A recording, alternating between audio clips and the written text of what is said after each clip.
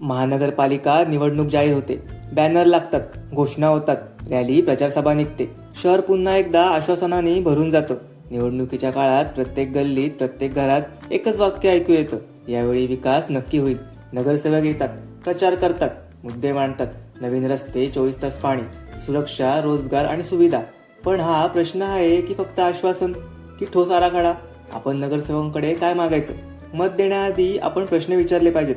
तुमचा 5 वर्षाचा विकास आराखडा काय? आधी काय काम केले? पुरावे काय? माझ्या प्रभागाचा सर्वात मोठा प्रश्न कोणता? निधी कुठे आणि तो तुम्ही कसा वापरणार? निवडणुकीत आपण पक्ष पाहायचा की व्यक्ती?